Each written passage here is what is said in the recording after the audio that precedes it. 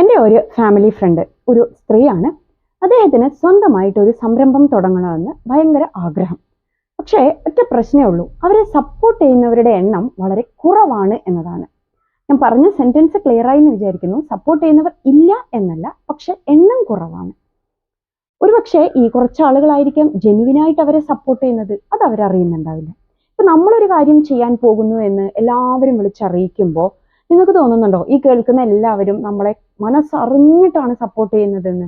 നമ്മളിത് അറിയിച്ചു പോകുന്നതിന് ശേഷം അവര് ഒരു പക്ഷെ പറയും ചെയ്ത് നോക്കുക അപ്പൊ മനസ്സിലാവും, അല്ലെങ്കിൽ ഒരു കൊട്ടിന്റെ ആവശ്യം ഇവക്ക് ഉണ്ടായിരുന്നു, അതല്ലെങ്കിൽ അവർക്ക് പറ്റുന്ന കുറച്ച് ആൾക്കാരോടൊക്കെ വിളിച്ച് പറഞ്ഞ് ജഗ പോക ഒരു സംസാര വിഷയമാക്കി തീർക്കും.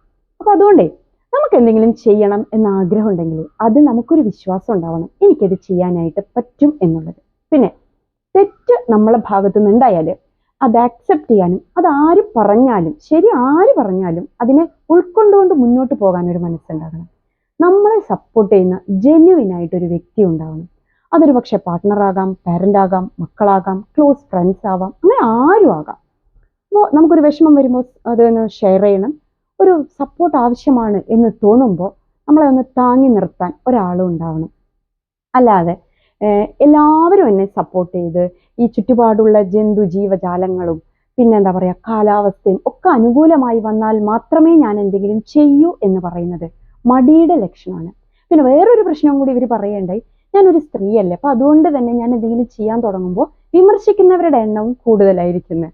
അത് കാര്യമാക്കണ്ട. ഈ വിമർശിക്കുന്ന ആളുകളോട് നിങ്ങളൊരു കാര്യം പറഞ്ഞാൽ മതി, ആദ്യം തന്നെ നിങ്ങൾ സ്വന്തമായിട്ട് ആ ഇരുന്ന സ്ഥലത്ത് നിന്ന് സപ്പോർട്ട് ഇല്ലാണ്ട് ഒന്ന് എഴുന്നേൽക്ക്, നിങ്ങളെ ഞാനൊന്ന് കാണട്ടെ. കാരണം ഒരു ചെയറിൽ ഇരിക്കാൻ പഠിച്ച കാലം മുതൽ അവിടെ ഇരുന്ന് ക്രിട്ടിസൈസ് ചെയ്യുന്ന കുറെ മനുഷ്യരുണ്ട്. അപ്പോൾ എല്ലാവരും ഒന്നും കൺവിൻസ് ചെയ്യേണ്ട കാര്യമില്ല. നിങ്ങൾക്കൊരു വിശ്വാസം ഉണ്ടാവാം, ഞാൻ പറഞ്ഞ പോലെ തെറ്റ് അക്സെപ്റ്റ് ചെയ്യാൻ, ശരിയിലേക്ക് നീങ്ങാൻ ഒരു മനസ്സുണ്ടാകാം. അങ്ങനെ ഒരു കാഴ്ചപ്പാട് നമുക്കുണ്ടെങ്കിൽ സ്ത്രീ ആയാലും പുരുഷനായാലും നമ്മൾ വിചാരിച്ച കാര്യത്തിലേക്ക് മുന്നോട്ട് പോകാനായിട്ട് എല്ലാവർക്കും സാധിക്കട്ടെ. Let light Shine out of darkness.